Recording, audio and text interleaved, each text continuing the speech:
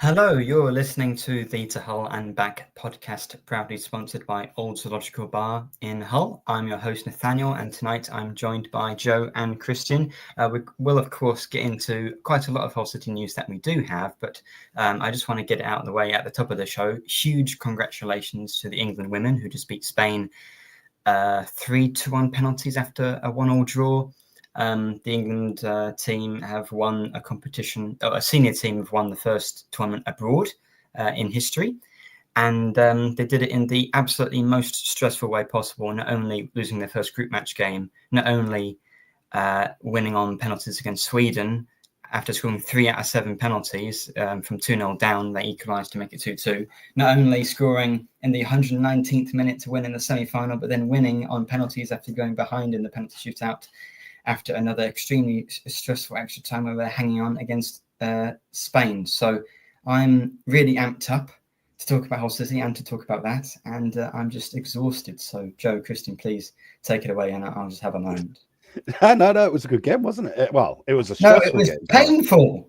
It was painful as, yeah, sorry, it was painful as, but look, they hung in there. I mean, the route they've took all the way through the Lionesses, Yeah. What can you say? Congrats, well done. Kelly had a free. Well, he Yeah. can't see you. Yeah. I'd have her on the right wing, put it that way. Yes. She might be able to finish them as well from point blank range. But no, congratulations to them. I mean, look, everyone's loving it.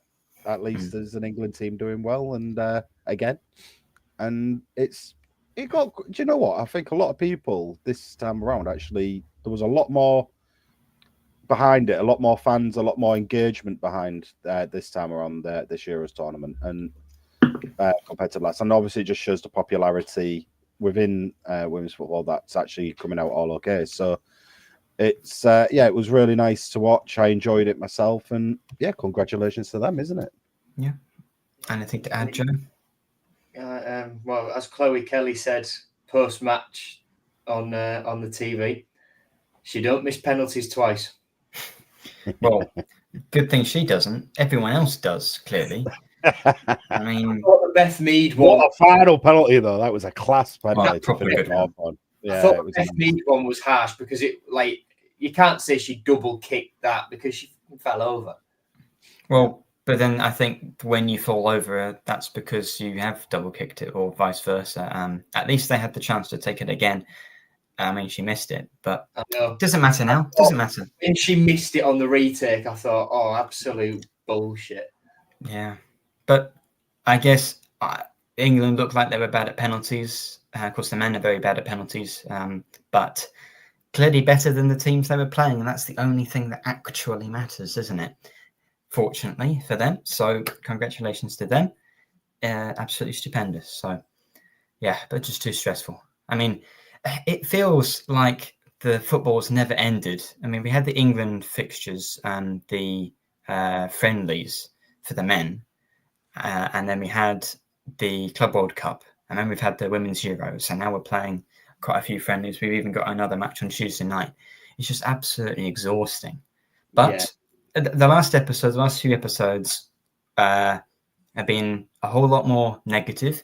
I wouldn't say they've been negative. I would say they've been objective about a very negative-looking situation. But, I think everyone will be a little bit happier. We've won, 3 proper friendlies in a row, 4 in a row if you count the behind the closed doors one against Grimsby. A few players, we've not actually announced anyone, but we've got, I think now, going into this podcast, we had 3. Now we actually have 4 players to talk about that are on their way in. Things are definitely looking up. It could all get very, worse, but as we, sit here today, things are ticking along nicely, as the episode is appropriately called. So on the pitch, things are looking up. Off the pitch, there are still question marks, for which it is our job to call out where we see them before anyone starts saying anything about my thoughts on Adjan. Well, we've had 5 minutes and no one's left a nasty comment, so please rectify that. The more engagement we get, the better. But Joe, I mean, of course, you'll know about this, but a few players have jumped ship. Oh, boat pun. Oh, yeah, nice one. Are we starting with transfers, or are we starting? Well, we've got a comment from Owen. Thoughts on the Sergei Yukevich style of play? Let's start with the positive. I think the phrase I've seen a lot is that Yukevich is a gem of a manager. Certainly seems to be getting, well, because we actually won some matches, seems to be getting more out of the players than Volta did last year. So I like with him. With a worse squad. Fewer players. Yeah, less players. I mean, look, Walter, the German had that's not changing. That's not changing ever. The German definitely had a better squad. He had Balumi, he had Miller as well. Not in pre-season though. Not in pre-season. Yeah, you're right. Not in pre-season, but he had all his signings. His squad was worse than this, but still, we lost 4-0 to League 2 Doncaster Rovers. Yeah. And that's the thing, like, you've got to look at them. The point of it is all the cliches, minutes in the legs, it's a good run out for the boys, we're all looking forward to the start of the season, yada, yada, yada. We've heard it all before. Yeah. And his style as well, his training style compared to the German. None of this overworking them in pre-season, giving them the 2 training sessions a day while it's abroad, all the games that were compact together. You can see the benefits have already kind of paid off. I mean, look, it is only pre-season. Double sessions in the searing heat in Turkey. Yeah, you're not killing the players off before we even started the league. And it's one of those things where you can already see, I mean, this, guys, jump in when I say this one, but is it me, or does the attitude of the players seem a bit more refreshed in camp? For sure. It's different. Absolutely. It seems a bit more. We wouldn't get tree tails if things were so miserable. And he seems to, even though, and I keep saying, if Volta hadn't actually ever achieved anything, Yukevich, different divisions, but he's achieved, I think he's won 3 major, not tournaments, trophies. Of course, you'll say, nothing in Croatia is a major trophy, but to them it is. So something in Croatia is definitely a major trophy. That's a good footballing country, but it still counts for where they are. Yes. It's only a friendly. It's only friendlies that we're playing and all this kind of thing, but it's still better than losing 4-0 to Doncaster. It's positive, though. It's positive, guys. It's positive football. It's enjoyable. I'm entertained.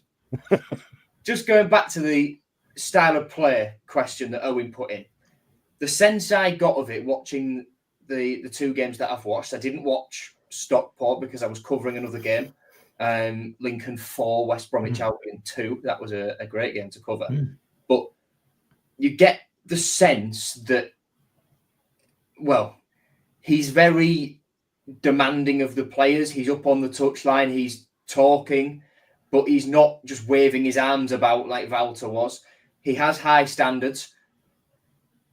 But in terms of actually on the pitch, he doesn't want to faff about with it. Mm-hmm. There was very, very few times where we tried to play it out slowly from the back in the 2 friendlies in Turkey. We tried it once against Kasım Pasha and made a mess of it. We tried it a couple of times against Istanbulspor and just about got away with it a couple of times. So we are trying to be a bit more direct. A couple of times I watched them try a big long diagonal switch from the centre halves to the fullbacks pushing forward or to whoever was on the wing. Mm-hmm. And that is where Akin Famewo comes in. And we'll talk about that in more detail, I'm sure. But his long passing is absolutely unbelievable. A left foot switch to the right wing.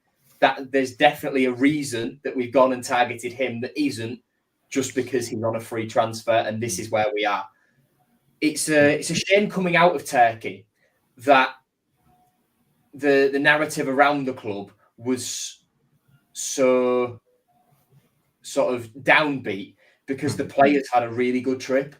Yeah. They benefited massively. And And look, that negative narrative off the pitch will still continue as long as this big black cloud of transfer restriction and appeal hearing, etc., hangs over the ownership of the football club, which still needs scrutinising just because things are getting slightly better on the pitch and there are transfers coming in. Mm. But in terms of the actual mood in the camp, it is night and day compared to last year. All you can expect the team to do is play well and win as well. Like, who cares if we have no players? If we go out and actually compete and play well in the first few games of the season and get results under Jurkovic, then it doesn't matter. Obviously, transfers will help, but absolutely, it sets them up for success. The first half against Stockport wasn't so good, but then again, what we've been saying, Jurkovic will adapt. He did. He made a change at half time. Tactically, Crooks was playing far deeper. We were controlling the game and we deserved to win the match. I think Drame was the man of the match, but the other fullback on the other side of the pitch, Cristian, I'll let you talk about him. There's a nice article in the Whole Daily Mail about the Ryan Giles redemption. Cristian, you've been very outspoken of your opinions. I will be always outspoken about any player, but Giles obviously took the brunt of it throughout the season and even already start of this season. And I'm not afraid to admit that I will probably keep being extremely blunt and honest about players' performances. However, when it comes to against Stockport, that's what I wanted to see. Ryan Giles, that's what I want to see week in, week out. That cross to Bairstow to get that goal, and that wasn't the first time he crossed that, by the way, like in that situation. I'm just using it as an example, but that cross was bang on. It had the pace, it had the whip, it had the accuracy. The movement was good from start. And do you know what? I even saw him come back and cover a lot of the time and do a bit of defensive duties as well. So I'm not saying, look, it all is forgiven. Giles, 2 seasons worth of just messing us about and rubbish and crap. Yeah, well, technically almost 3 seasons of it, if you want to include the loan seasons type style of it in a way. Well, yeah. It's not all forgiven. However, if he's on a redemption, I will, like I say, I will personally go over and I will go up to him and say it to his face what I felt and how I feel now. And if he's on a redemption, I really, truly hope it continues. And having Drame on it as well. I mean, I don't want to sound harsh towards Louis Coyle, obviously, you know, with his little injury and that. Well, Coyle was non-existent at Stockport. No, well, obviously, no. But I'm trying to refer to, you know, Drame's opportunity, because I feel like he wouldn't have been given as much of an opportunity if Louis Coyle was still fit. And I don't want to say I'm really happy that Louis Coyle is injured. I'm not saying that. But the guy wasn't on form when he finished last season. He wasn't on form for most of the season, pretty much from that Sheff Wednesday game in the middle of the season. Was when we lost Louis Coyle mentally. And Drame is a player I've wanted to see kind of cement that right back spot. And at this moment in time, I don't see, I mean, this is at this particular moment in time, guys, so everyone who's watching, you're going to understand. But I don't see Louis Coyle coming in and taking that spot off Drame at the moment. If he plays like he did yesterday, it's Drame's spot to lose. And for our fullbacks to go from Coyle and McLaughlin, probably the 2 slowest fullbacks we'll have, not only in the Championship, but in the whole country, in Europe, in the world, in football history. God, McLaughlin not quick enough to play at centre-back, bless him. You know, at left-back, he did a good job there, but they've gone to stronger positions. And Giles, we've spent a lot of money on him. Obviously, he does play better at wing-back, but there's obviously a player in there, because you don't spend £4 million or £4.5 million on a player if they're not good, if they're in a Premier League club at Luton. So hopefully, Jurkovic, good manager, getting the best out of the players. That is what you want, because some of the players under Volta, they improved on their Sayers. Volta did not get the best out of them. If Jurkovic can do that, there's a great player in Giles at this level. And hopefully, I mean, of course, just pre-season. And do you know what else Sergei is doing as well? He's playing strikers in the right position. He's actually playing them as a striker. Who knew? Well, who knew? And they scored. And they've both scored. All three of them have scored. Yeah, Sellers Fleming's three of doing them. well. Yeah, Sellers Fleming as well. Sorry, yeah. I was going to go on to talk about that. Just taking it back to the Istanbulspor and the Kaş and Pasha games. It was so close to being decent in the first halves of both of those. But it was just the decision making in the final third with that penultimate pass before the one from Palmer. Pass, yeah. You mean? Like, yeah. Get himself in so many good positions and just do the wrong thing. Giles would make the right run but wouldn't get picked out. Kamara would get the ball and then just do too much with it or wouldn't know what to do with it. He wouldn't plan ahead in his mind what he was going to do with the ball when he received it. So it was very, very close to being decent. It's just little teething issues, isn't it, at the moment? Just little practice. That's what we need at the end of the day. Consistency of practice. Faz Brown was the big winner from the Turkey trip. I really like Faz, one of the 21s boys. So, of course, I love those guys coming through. Cattle McCarthy as well. He is, in the few times I've spoken to him since he arrived in Hull, he's a really, really good kid. And I think he'll be big in the future for sure, especially playing in holding midfield where he's not even he's a centre back by trade. So that's incredible for him. He's played with Stan Ashby at Ireland underage level as well previously to sign him for Hull City. But the thing is, just to sort of, I know it's brilliant that we're winning games and stuff like that. We didn't do this last year, but to bring it sort of back down to earth just a little bit. Although Faz did well out in Turkey, he had a lot of time on the ball. Yesterday, from what I gather, he didn't have as much time and thus was limited in what he can do. In the Championship, he'll have even less. So it remains to be seen how that will all flesh out and how all that will fall out. Strikers, although they've all scored and it's good for confidence that they know where the back of the net is, it's, the Championship. Well, they still don't touch the ball. Yeah, the Championship is still a totally different kettle of fish. Yes. The issue we're having still is having someone who can put the ball in the back of the net and providing them service. So, like I say, although it's fantastic that we're winning games and stuff like that, the only game that matters that's in the diary at the minute, the first game that matters is Coventry at the CBS Arena on the 9th of August. Yeah. When no doubt Kyle Rushworth will have a blinder because that's exactly what happens. Typical. That's true. So, like I say, I'm not trying to be negative, Nelly. Yeah, not We're trying winning the league. Stating. Let the good feelings keep going, Joe. Stop this right now. I'm just stating where we are and sort of we need to temper some of these things. Although it is nice to see, there does need to be the sort of asterisk to everything of it's pre-season. We're not playing Championship teams. I hope until Tuesday. Yeah, then we play a Premier League team. But my big worry still going into the season is the lack of control we had in midfield in that first half. Hopefully, when John Lundstrom comes in, that obviously changes, and we have still got Elio Matazzo to come back from injury as well. Potentially Gustavo Puerta to come into this side, although I think that's unlikely. I say it's unlikely. It's unlikely, unfortunately. So there's work to be done for sure, but there are some positive signs, let's say. And it's, as we say, it's ticking along nicely. Off the pitch, I think it's a bit of a mess. At the very best, it's confusing.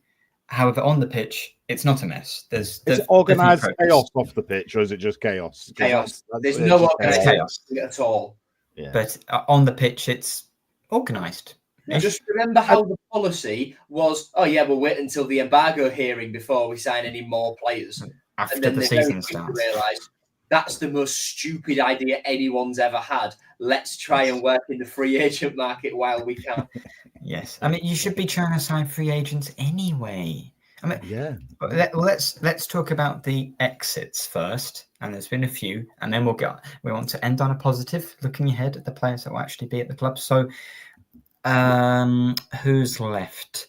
Well, Sean McLaughlin, was he the first? Yes, well, let's talk about Sean McLaughlin first. So he was linked to Blackburn last summer, but didn't leave.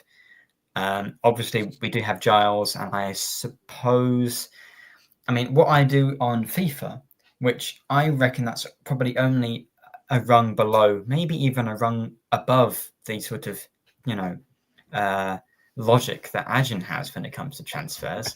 But is what I do is I only tend to do one season at a club, and then I get bored and move on. So I sell every player who's young and worth lots, and then I sign good free agents that are 30 to save money and get a better team. That's basically what we're doing now. Of course, long term, that might not work out. But McLaughlin to leave, if we can replace him with Hammer, and we'll get on to him in a moment, a left-footed centre-back. And as we say, Jurkiewicz doesn't want to play players out of position. McLaughlin would not be playing ahead of Hughes, probably wouldn't be playing ahead of Egan, maybe not even Ajayi when he's fit. So I can understand 500 grand. It's not a huge amount. He wouldn't be worth a huge amount more if he didn't have only a year left on his contract. McLaughlin to Blackburn seems like that's a very standard, that's a sensible transfer for Blackburn. Shame to see him go because, of course, he was our longest serving player, I believe. Summer 2019, we signed Sean McLaughlin. He went immediately out on loan when we signed him from Cork. He went immediately out on loan to St Mirren up in Scotland, spent half a season there, came back and was part of the relegation season, but then part of the squad that took us up in League One. He was a bit part player in that season. When we switched to a 3-back, especially under Shota Arveladze after Alfie Jones got injured and Deshaun Bernard fell slightly out of favour, he was a stalwart in that team. And the only reason he wasn't a first-choice centre-back was because a certain Mr. Greaves existed on that left side. Yeah. Always better in a back three and at left-back for some reason. So, I guess his, not utilitarianism. He's a utility player. That is a trait that is useful. I like Sean McLaughlin.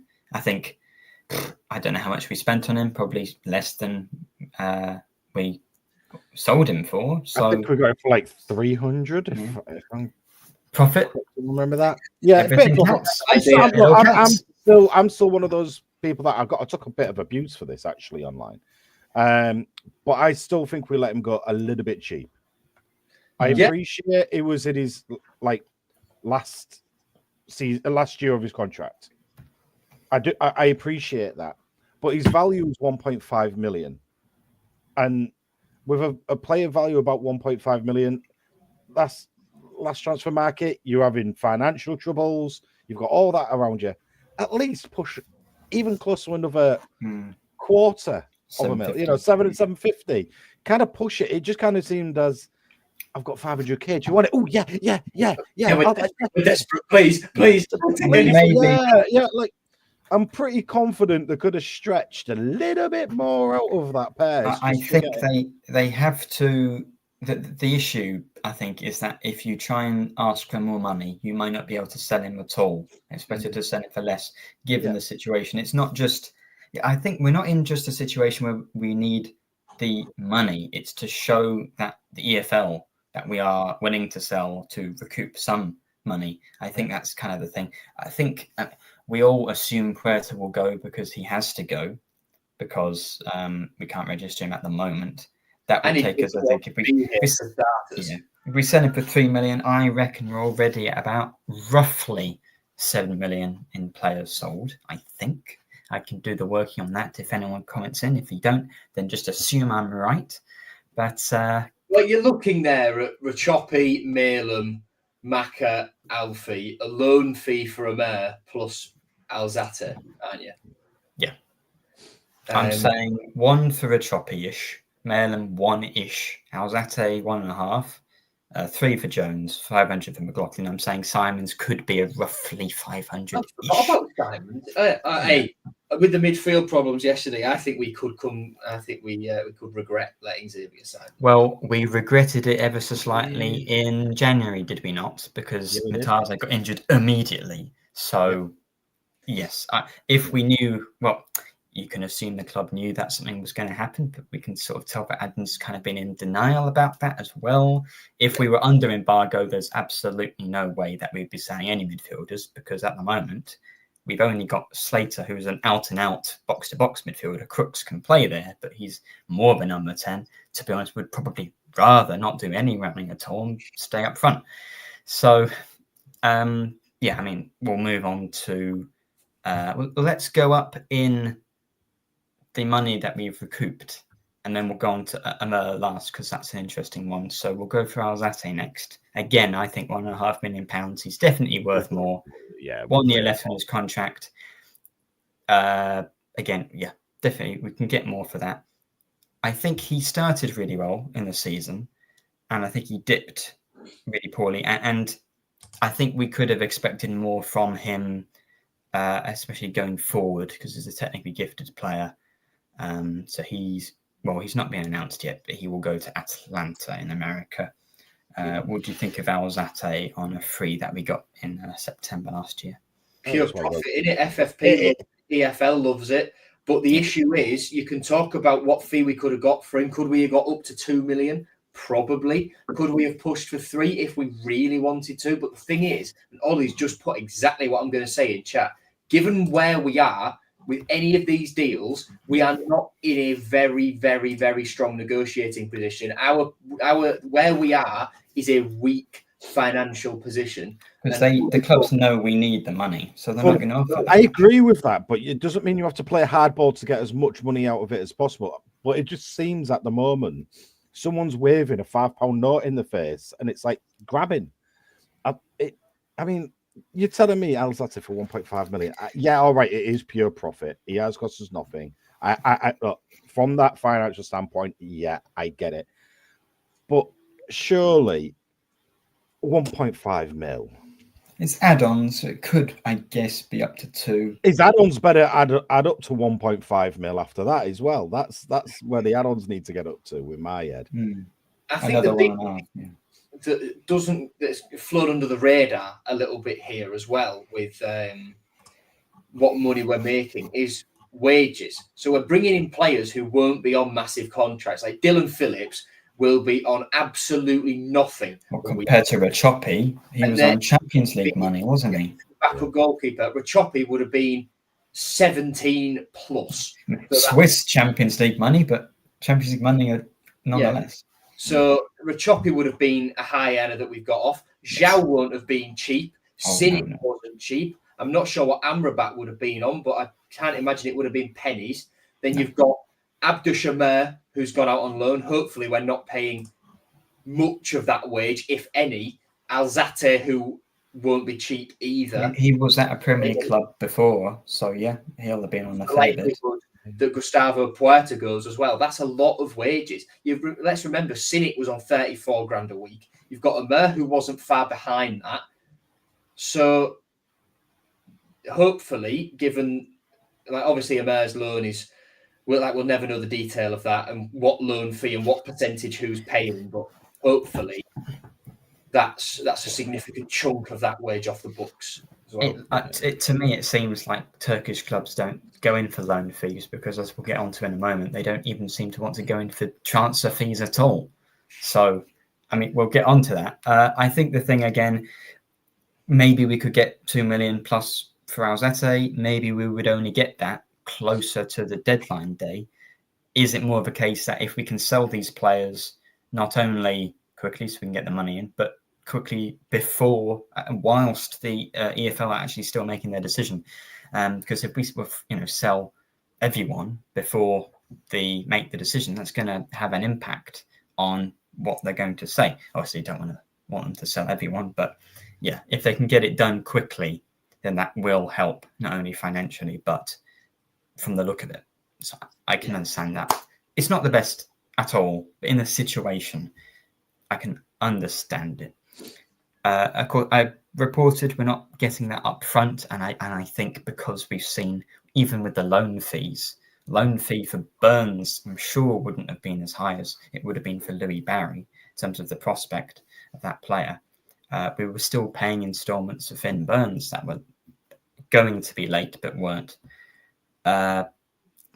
So we're not getting 3 million up front for Jones, but what I'm saying is I don't think you pay up front for any player the totality. Does that. But 3 million against it was 2 million. Everyone was saying, 2 million is not enough. 3 million, much happier with that for a fairly solid championship player. I think what we'll actually get will be closer to the 2 than the 3 because I think the add-ons might. Add-ons score 50 goals and win the cup, then they're not getting that. But Alfie's a good lad. It's a shame he's gone, but last year his contract wasn't going to play as much. Is what it is. He's got to move to a good club, and all power to him. Selling Jones and McLaughlin for, let's say, 2.5 million and replacing them with Ajayi and Firmino on frees, a lot of people would regard that as good business. Yeah. Financially. What I'm going to say to that is it could be if we keep both Firmino and Ajayi fit. Yeah. Because it's unlikely. That's been their biggest obstacles as 2 individual players, especially last season, staying fit. They're two good players. Ajayi's looked good in pre-season. Firmino's a good player, and I think he'll be a good signing. But if they can't stay fit, we've replaced 2 dependable championship players who've been here for years, who love this football club, who love this area, with 2 injury-prone players on probably a little bit more money. Well, didn't Jones play every single minute of one of our seasons? Yeah, I think maybe 45 games. Well, Alfie, the only injury Alfie had in his time here that I remember was under Shota Arveladze in that half season. It was the McCann Arveladze half season where he missed a couple of games from, I think it was round about December time until February, something like that. And as soon as he was back, Deshaun Bernard found himself on the bench. Yeah, 45 games 2024, 41 games in the championship last season. So very dependable. Yeah. And a lot of the games he missed last season were because John Egan came in and he's a good player. So it wasn't all injury related. Enshep says in chat, if you're at Stockport, you'll realise we've upgraded our centre-backs. Well, I've just said that could be the case, but time will tell because Ajayi spent all of last season injured and Firmino spent a chunk of last season injured. So I think they played about 30 games between them. It's a case of, we might have upgraded, but you can't really say that it's a full upgrade if they're not playing. It's a sacrifice we had to take, I think. Because we had a lot of what we need to do. Yeah, exactly. And if they're injured, you're pulling in as your backups. If they're both injured at the same time, your backups are Stan Ashby and Cattle, who haven't played championship football ever. And if John Egan or Charlie Hughes are injured at the same time, Egan's old and Hughes spent half of last season injured anyway. Yeah. So he was in and out, wasn't he? To be honest, was Hughes in and out. So look, time will tell on that one. Good luck to them both. Abdul Shamar. So he played the match for Antalyaspor even before it was announced that he was going to Antalyaspor. There were rumours that, firstly, it was a friendly, wasn't it? It was a friendly. True. Still weird, though. I think Turkish clubs always announce the players before we do. We all know, and again, I don't want this to come across as borderline racist, but Turkish football is intensely corrupt, extremely, 100%. That's not racist. That's just true. No. Well, precisely, Joe. Exactly. So Turkish clubs have less red tape in terms of when they announce players than we do, because we always take months to announce our players, whereas they just do it. Trial, as an example, you put Amer down, who's technically not your player, so he's a trialist, but he's contracted to another club. The Turkish for trialist, yeah. And then, of course, people thought, have we sold him for 3.5 million? That's just his value on Transfermarkt. I don't know where they're getting that from because his value has dropped, in my opinion, since he signed for us. He had that good first 6 months where he was linking up with Tufan. Last year, when we really needed him, under Volta, he's playing in his favoured position in the number 10 role, just didn't do enough. And then, he was loaned out last year, got injured. He's been injured quite a lot for us as well. So, yeah. The key thing is that hopefully we're not paying his wages. David's saying it's racist stereotyping a culture. It's not Turkish culture.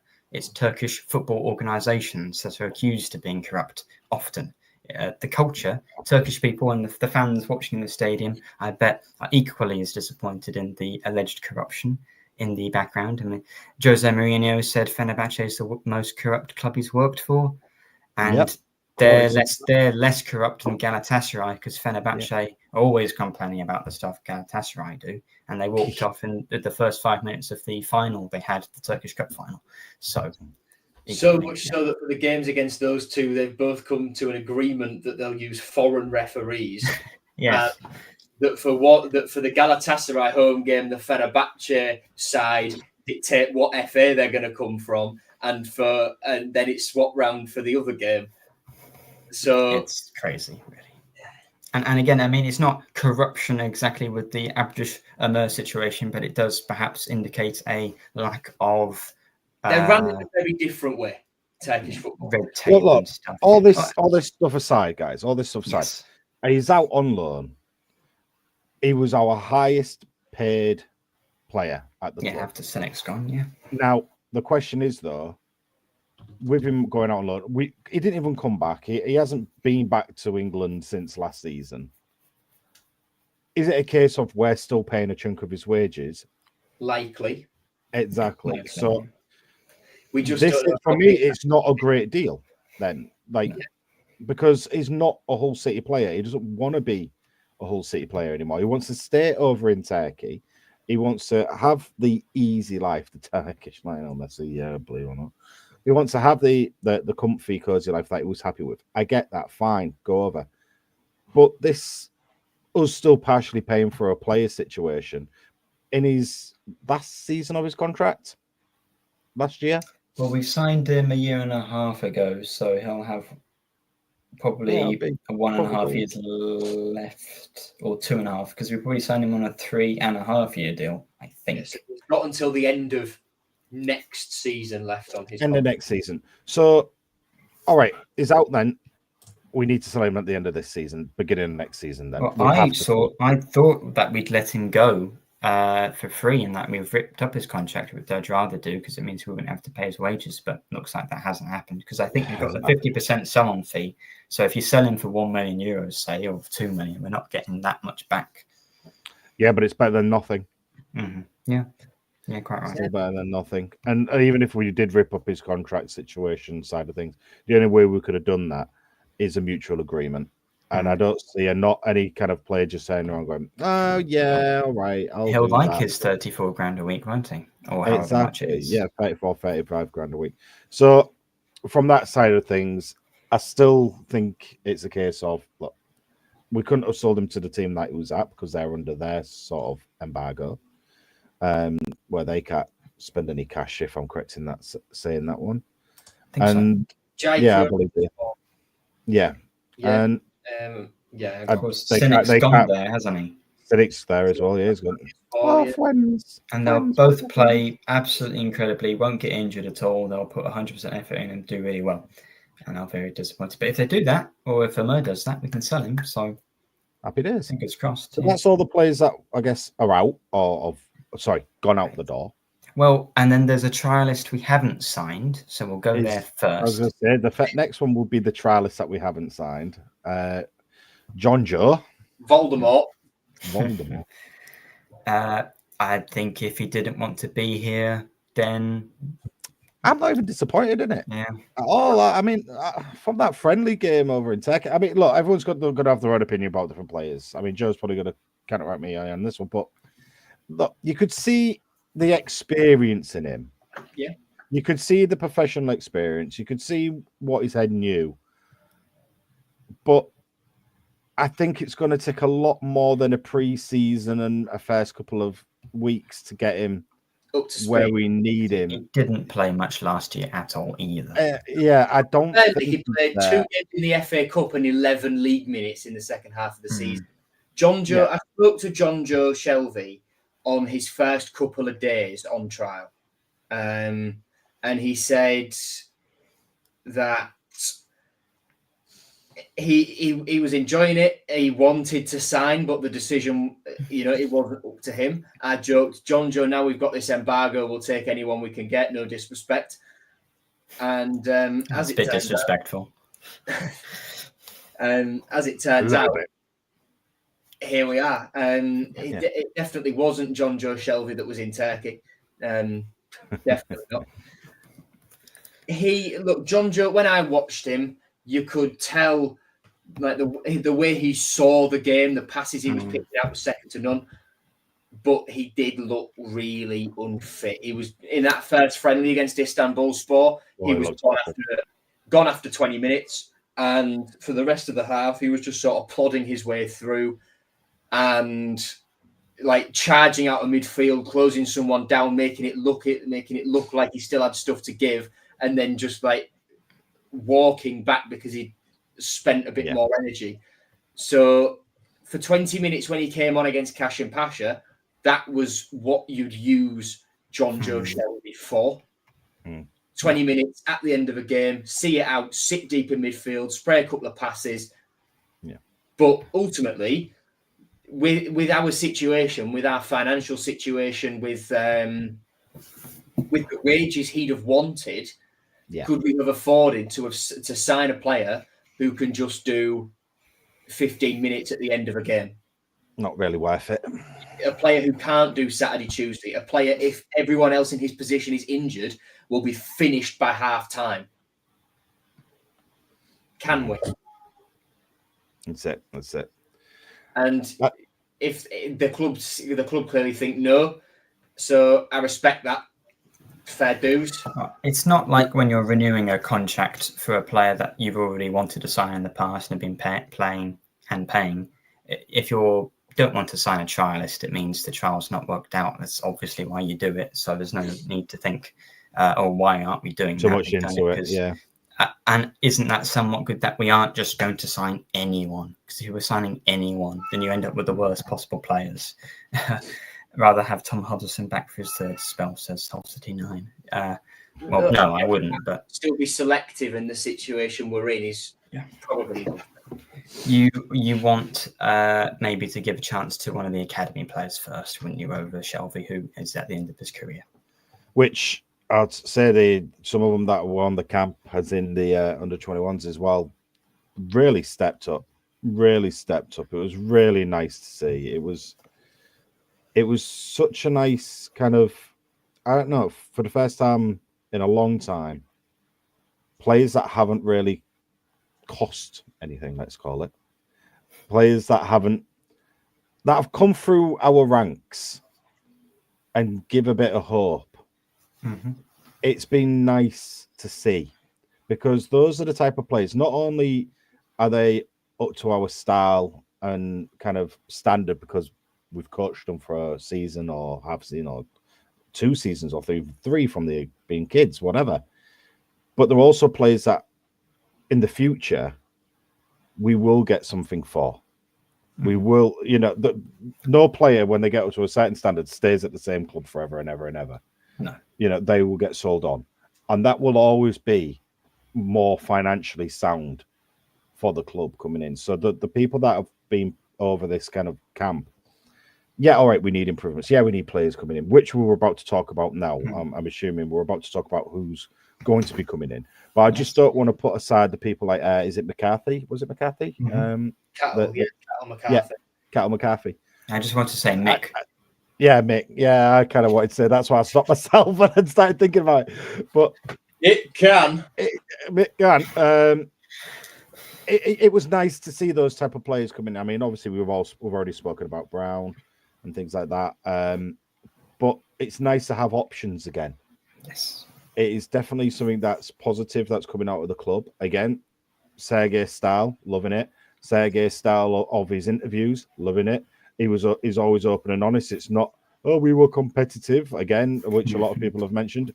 None of that anymore. He even said the first half against Stockport, he wasn't happy with. No. You know, we need to get out of this having to repair it at half time and come up with the ideas. He's got a very sometimes maybe good, sometimes maybe shit feel about it. Yeah, didn't he say that? He said literally good or better, didn't he say that at some point? No, along those lines. Yeah. But no, look, it's all positive with what we're seeing so far.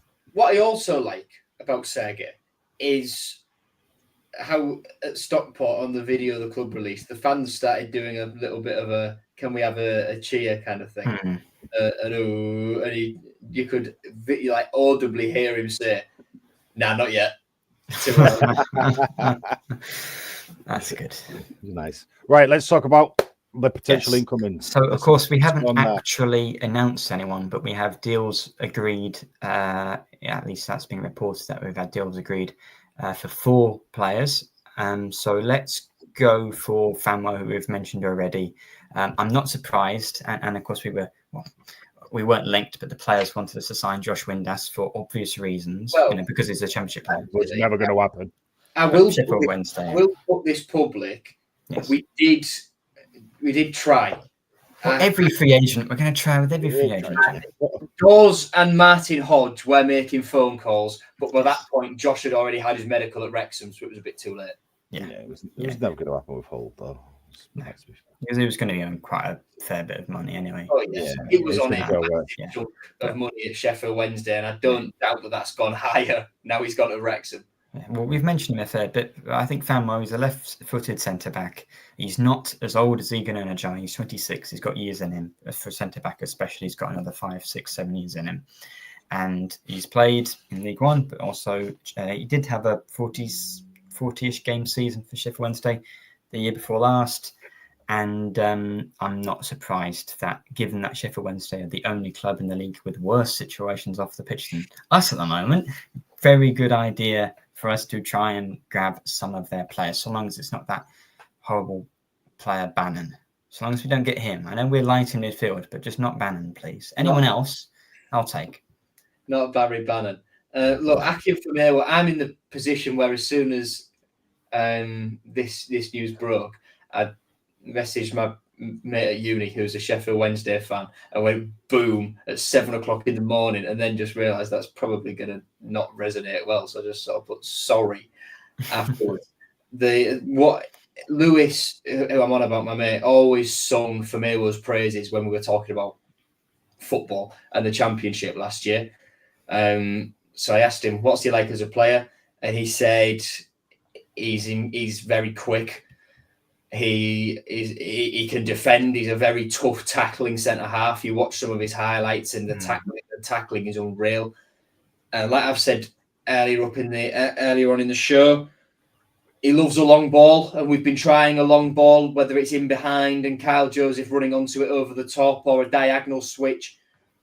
So for me, will be useful for situations like that. He can play left back as well, which we might end up needing. You never know. Yes.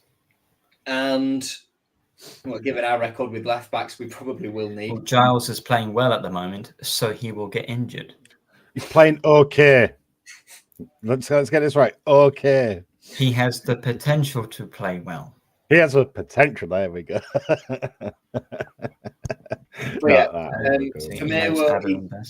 He's played with. I don't think he'd have played with Kamara at Norwich because there's a bit of an age gap between them. But he played with Burstow at Charlton. I think he played with Liam Miller at Charlton as well.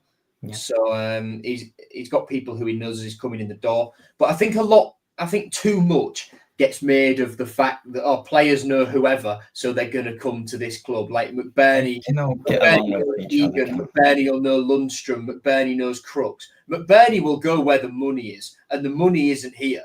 So unless we find some nice agreement with him and the EFL, he might like what's been pitched to him, but he won't just come here because his old mates John and John are also there. If Swansea can give him more money closer to what he wants, then he'll go back to Swansea. If Ipswich can offer him that, he'll go to Ipswich. Yes, and you can say the same for any other club in the division. Yeah. Yes, quite right. Shall we talk about Destan next? Well, I've mentioned him. Let's talk about Enis Destan next. So, look, I'm going to, and I come at this from not a logical, objective point of view, but the opposite. Despite it being really bad and not having worked out other than Tufan, a player that we made a loss on in the end, actually, and did have moments of inconsistency. I still, because we've not signed a Turkish striker yet, and maybe, winger, attacking midfielder, that's not it, but maybe Turkish strikers is the way to go forward. And last season, he scored 2 goals, both in the cup. He didn't score in the league. He was just coming off the bench for Trabzonspor. They didn't have a great year, so a bit difficult. Young player still, allegedly signing him on a free. They've persuaded him to rip up his own contract, but we'll have a 50% sell-on fee for no fee. It makes no sense. It's very Tyler Smith, isn't it? How we signed him from Sheffield United for nothing, but then like a 40% sell-on clause when we were under the same restriction when we got promoted from League One. It's creative. It's a creative deal, which is what it's a nice way of saying dodgy. Well, not dodgy per se, but the only dodgy thing is that why would Trabzonspor? The thing I'm interested in is if it's so easy, because we've done it twice with Lundstrom and Destin, if it's so easy to persuade clubs to just give us players for free, why weren't we doing that before the embargo? Maybe we wouldn't have been in this mess if Villagine, rip up your contract and come in for free. Sure. Well, I want to know what Ertuğrul Doğan and Fatih Tekke have got over Adjan, or what Adjan's got over them. It's what they've got over. Adjan's got over them, isn't it? Also, Andros Townsend has just had his contract terminated by Antalyaspor. Oh, so God. All over it. No. So I've done research. I've done a bit of counting here. Since Adjan bought the club, we have signed 10 players direct from Turkey. Yes. Plus Lakilo, who came in after a loan at Istanbulspor, a good loan, plus Seri, who was on loan to Galatasaray from Fulham the season before he came to Hull City. Do you count Oscar because he played for Bodrumspor a few years before? Denizlispor. It was Denizlispor he played for, unless I've missed Bodrumspor as well. It's some other team. I don't think it's either, actually. It's some green team. He played in Turkey. Well, he played in Turkey for Denizlispor on loan in 2019-20. Yes, I've just got to look at Wikipedia to not really relevant. It was 3 years before we signed him, but yeah. And then there's obviously the link of Amrabat's brother being at Fenerbahce when we signed him in January, but that doesn't. Yes, he had played for Galatasaray as well beforehand. So we've signed 10 brackets 11 with Lakilo players from Turkey. Yeah. Question. How many of them have been any good? Well, if you're counting Seri, you're counting Tufan. That's where you're stopping because I can't think of any more. I can't think of any. Maybe there are, but if we go with the original 10 plus Lakilo as an 11th, Pedro. Yeah, you've got Tufan and Pedro. That's it. Aliyah showed promise, but ended up being a waste of time. Tufan turned out well, but he wanted to leave in the end. Took time to get there, though. It did take time to get there, did Tufan. It took a lot of time. Cynic, shit. Tete. Whoa! Controversial. Traore, crap. Pelkas, crap. Yes. Bora Aydınlek, what was the point? That's just a relationship signing, weirdly. Yeah. He never got anywhere near the first team, did he? Like was planned, almost as if he wasn't very good. Amer, well, that's gone how it's gone. Amer was the biggest letdown, I think, out of the group there. Zhao, love the bloke. Lincoln, crap. So we've got one out. Lincoln was meh. He wasn't. Yeah, Lincoln was meh. Yeah. Lakilo was He was words. He was, It was worse. He was adjectives. He was that I could use about him. Oh, Tete. No, but Harry, his injury record was so. Yeah, he scored 1 goal. I don't know. I mean, it was a banger that he scored. But so let's say 2 out of the 10 players we've signed direct from a Turkish club so far. That's not very many. Have been crap. That's not very good. So excuse me if I'm pessimistic that a striker who didn't score in 18 games last season isn't going to be the answer to all our problems. He's good in the air, as you'll have seen from the videos I've made. And the season before, he scored 12 goals in all competitions. You bite your hands off for 12 goals last season. Definitely would have. Is he? I think the question is, I think you're looking at either a McBurney, perhaps more likely a Freegan as like the main striker. Would he be better than Burstow and Joseph? It's possible. He's probably similar caliber in that he's young, relatively unproven, can score goals, but will he? Well, just for reference, in 16 games for Istanbulspor from the wing down the bottom of the Turkish Super League, Jason Lakilo scored 4 goals and got 3 assists. Yeah, but that's the standard we're working with here. He was awful. Yeah. How many seasons were your videos from Nath? Well, he scored 2 last season. He scored 12 the year before, so it was the last 2 seasons.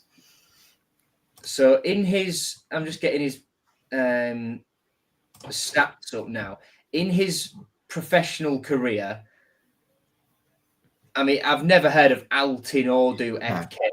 So he scored. He did well in the Turkish second division with them a few years ago. Yeah. So he scored 16 goals in the Turkish second division, scored twice for Varta Poznan, and 14 goals in 65 for Trabzonspor.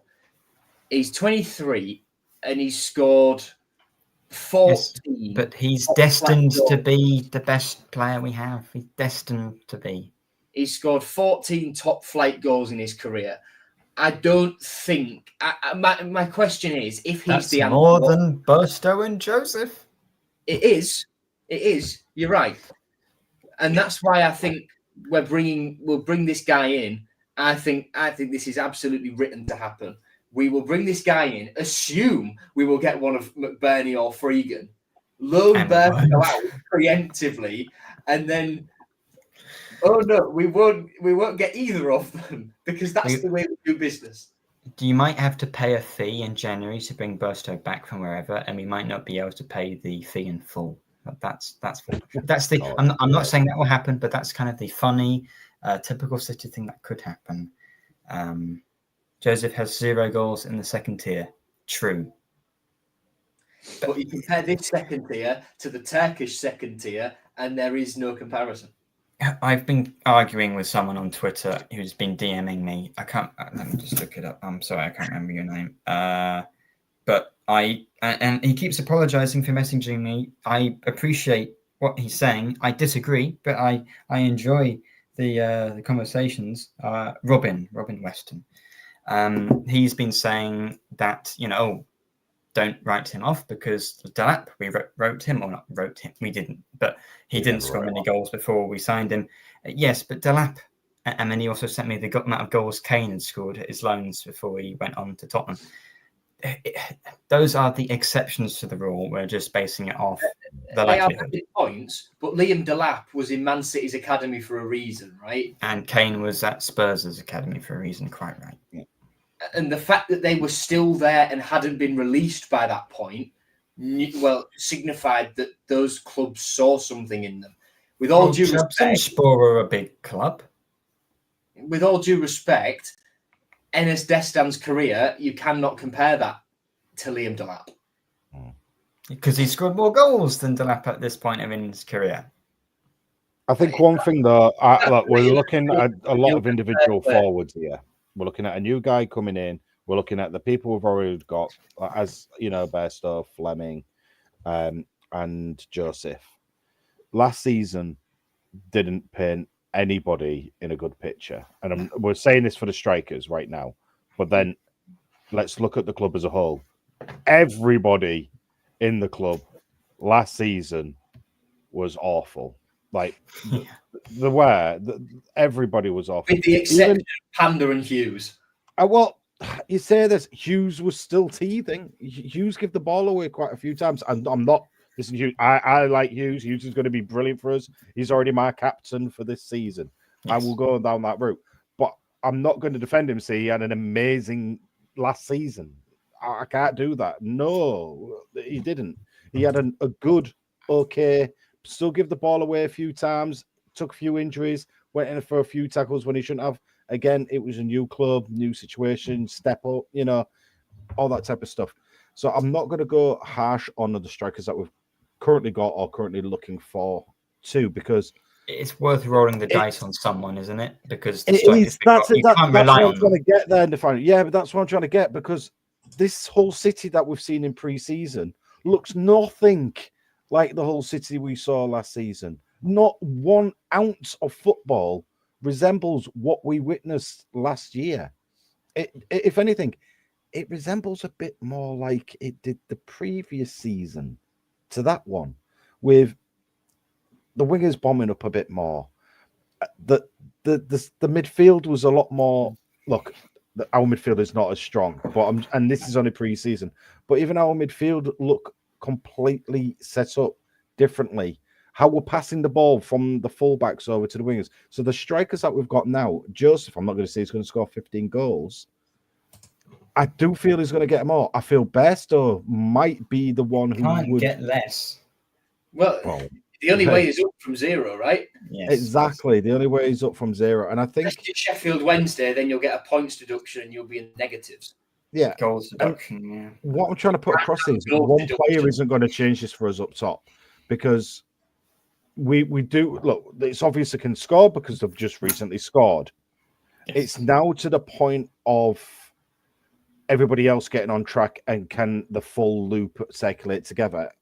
I appreciate buying, say, someone like Harry Kane and putting him up top.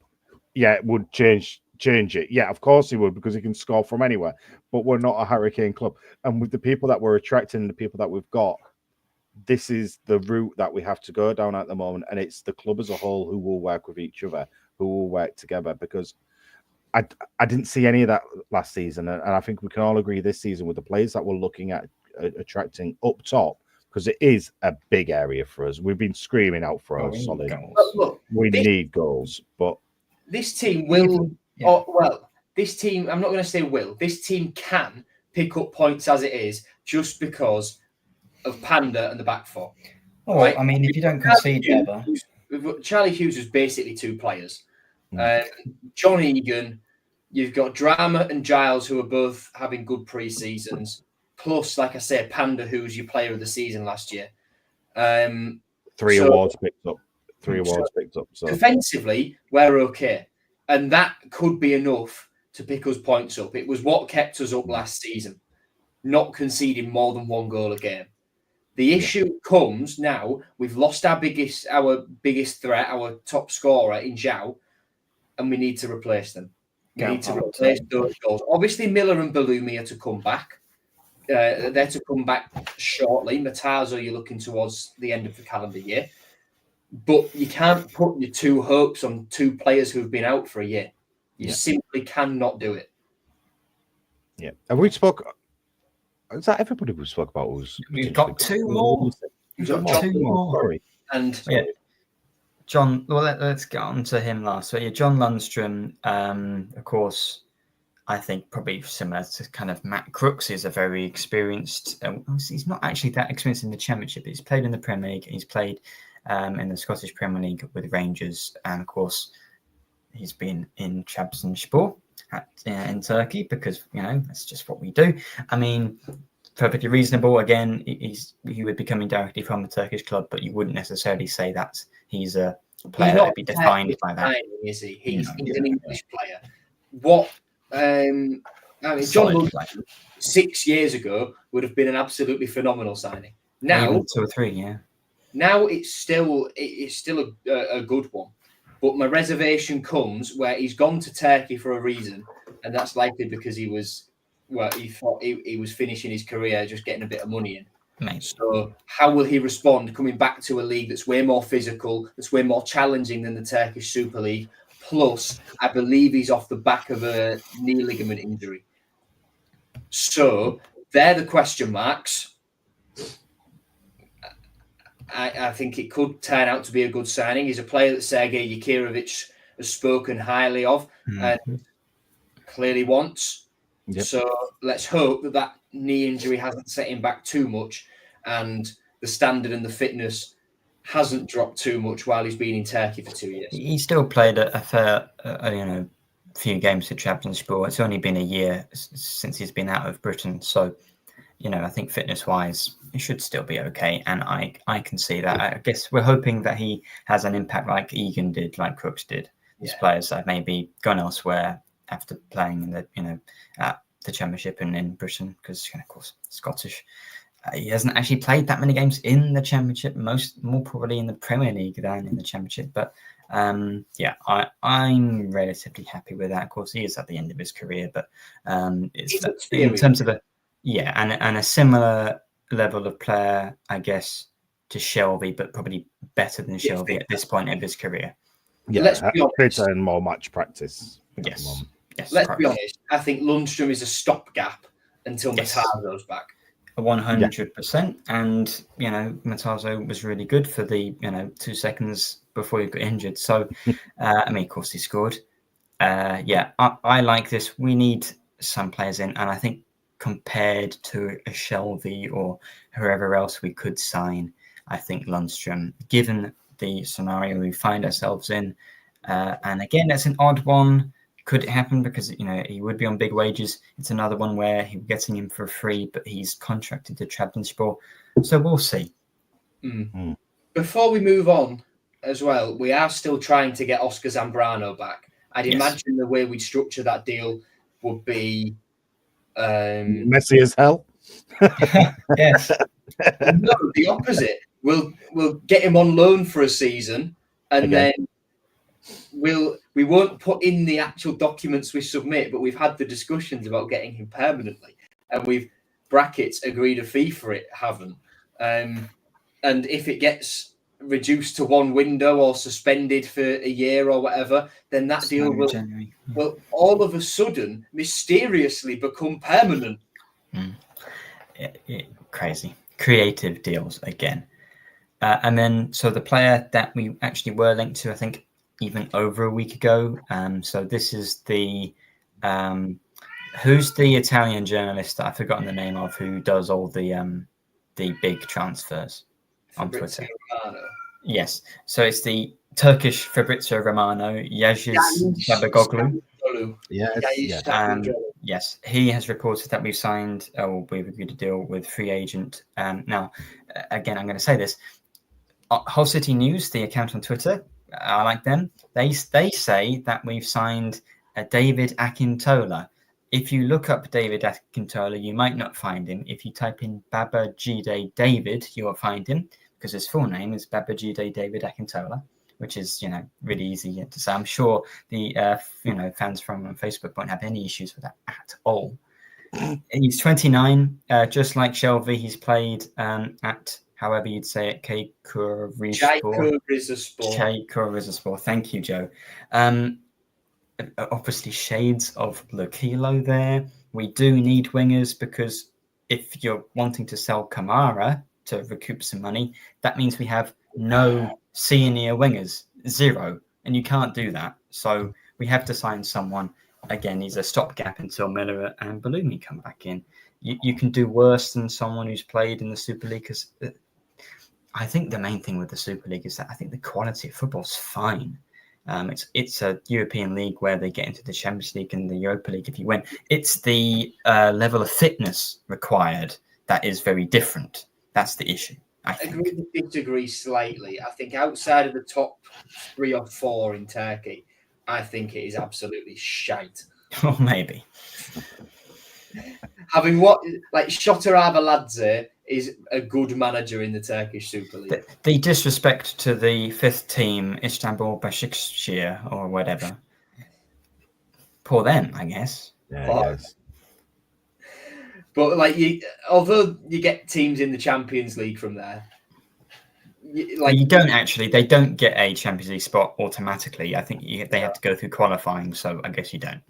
You do get an awful lot of shite in the Champions League. Like who was the team that beat Real Madrid a few years ago? Although it was brilliant, was it Sheriff Tiraspol?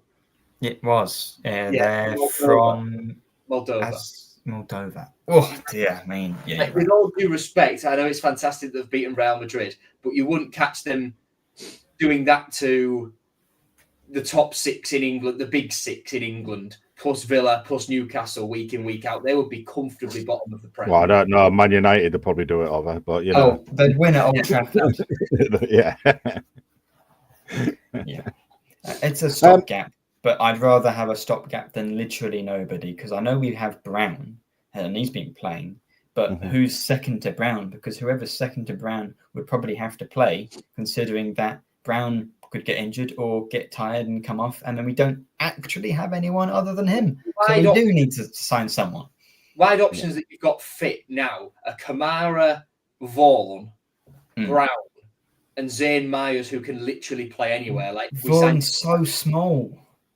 Yeah, Vaughan. Look, I love Harry. I do, but you could see when he came on again, it's been more and more frequent recently that he's easily getting bullied off the ball too easily now. And he's a really good technical player. I'm a really big fan of his. I've said it before that I would like to see him start a few more, but I thought this season he would have just been a bit more, I don't know, a bit more physical is the way around it. Bowen in his second season, he clearly had been down the gym doing the weights in between the first and the second season. But Vaughan hasn't done that. Bless him. I mean, if Vaughan tried to pick up a weight, he'd fall over. But that's how we kind of looked against. But the thing is, that's how it looked against Stockport the other day, and it was just. It was a bit Harry, like poor Harry. My university friend went to school with him. But nice. No, I think wingers is a big troublesome issue. I mean, even we haven't really said anything negative at all this. I mean, we've said an awful lot of negative stuff. I I literally just said something negative 10 seconds ago. Well, okay, but nothing major. But like, I kind of want to. I said old Turkish football was corrupt. That's pretty negative. Sorry about that. But I'm referring to Hull. Let's go it that way. You said 8 of the 10 players. All right. But I would like to kind of bring up regarding the winging situation of someone who missed an absolute sitter. And I felt, again, hasn't learned from last season. Kamara was, I mean, look, he's a backup. And I think it's, come on, kid, do me a favor, just step up. He needs Balumi back on that wing. He needs it back. I think they're the only kind of like situation. I think Palmer kind of needs to be a bit more. I mean, I'm bringing up some of that Harry's mentioned in the chat about certain players. I'm going to go through those ones because they are the ones that stuck out for me. So Harry, they're the exact same players that stuck out for me. And I think Palmer side of things, technically good, but it's his awareness. It's the end product, isn't it? It's the end product. Yeah, he does really well, but his decision making's a bit all over. Is that what? More practice, more game time, hopefully. I thought Slater, don't be as harsh with Slater. I think, with respect to the guy, he did quite a bit on against Stockport. He's a lot of running midfielder we've got as well, so he has to play. Yeah, of course. And I think Slater, this could be Slater's redemption because he had another shot and at least it was on target and the keeper had to save it. It wasn't the post. Progress. It wasn't a yard wide. It was on target. The goal is coming. The goal will come, and when it does, they're going to be weldies from 30-yard screamers like back in the day. They're going to be cutting in. The first game of October, Sheffield United at home, is going to nutmeg Louis Barry and then just stick it in the top corner for 35 yards. Has Slater even actually ever scored a goal from 30 yards? I don't think he has. He hasn't. But it's just, but it's going to happen. It's going to happen, Nathaniel. It's just written in the stars that after missing all the easy ones last season, where he could have been our top scorer, sorry, Joe. And well, like you said, he missed all the sitters. The one he actually breaks the duck with is going to be an absolute screamer. Yeah, it's going to be a worldie. Has to be a worldie. But I do agree. At the moment, I'd say our midfield and our wings, other than, like we say, the shining light of Brown, is either messy, not strong enough, however you want to look at it. we're not there yet. Defensively, happy. Fullbacks, even Giles, I'm happy with. Goalie, obviously, we're going to be happy with. Strikers, look, we all agree we need a proper goal scorer. But I'm not overly to talk about, Christian. Nice segue. McBurney or Freegan? Yes, from Sarah. Financially, I think it makes more sense to not pay the higher wages of 29-year-old McBurney, go for a young player that we could sign for a ridiculous €9 million. Maybe that isn't the financially more savvy signing. He scored today in an actual league match for Westerlo, so an extra zero onto the already £0 we're paying for him. My personal view is I think I'd rather Freegan than McBurney, just because although McBurney's a good player, he's not a 20-goal-a-season striker. You'd be paying upwards of 20 grand a week for a striker that might get you, that's not even guaranteed to get you 10 goals a season, although he's 12. So although I bang on about English experience, I think at this point I'd rather take the risk, because we wouldn't be paying a loan fee. However, I don't think, if we're to buy him, that 8-9 million euros will be anywhere near the figure.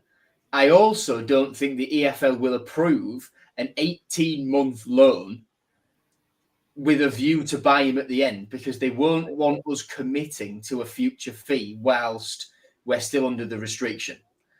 Yeah.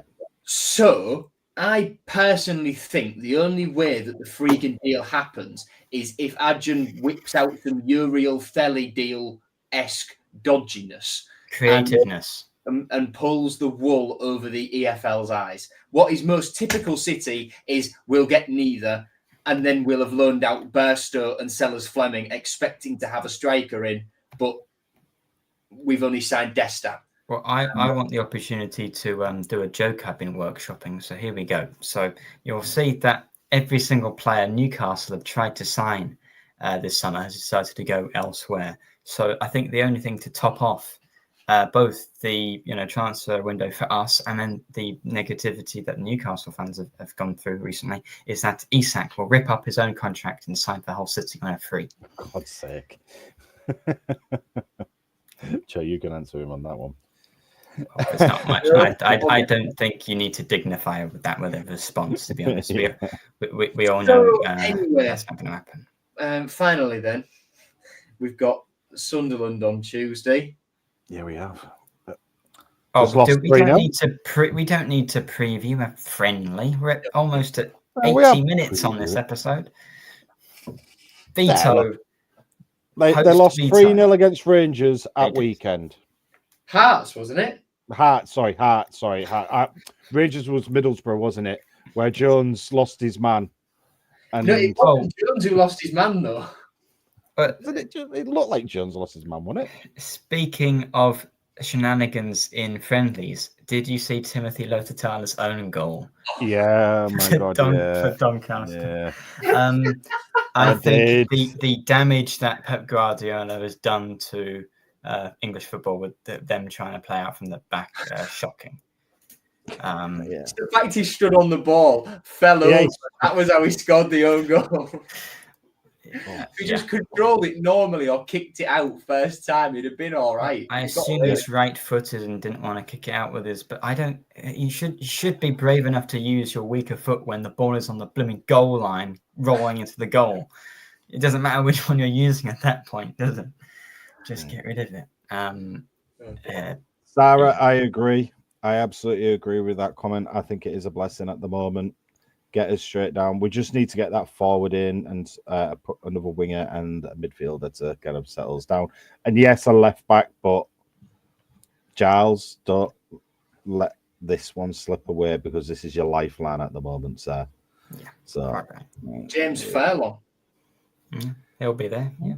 He'll be there. Yeah. Got to get back fit. My personal shout, though, is if all else fails, I did a good piece with this, lad, if I do say so myself. Ed Devine, have a read. It's on my Twitter. Good plug. Good plug, Joe. Let's not plug that. All right. I think we should start wrapping this up.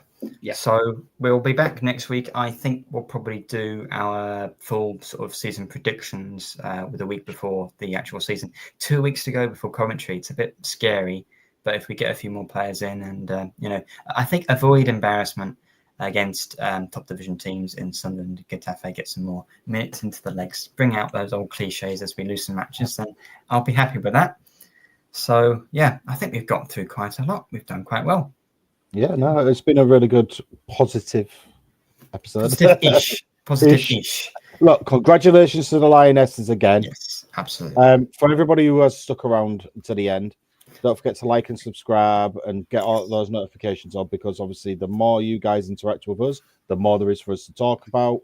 And hey, you won't have to listen to us ramble on about the stuff that you don't want to listen to. It'll be about what you want to listen to, because you're the guys putting your input in. Don't want to know about my chat with the under-18s managers. Exactly. So, all right, everyone, thank you very much for joining us. Joe, Cristian, thanks for joining me tonight, and we'll be back next week to talk more Hull City. Thank you very much. Bye for now. Right.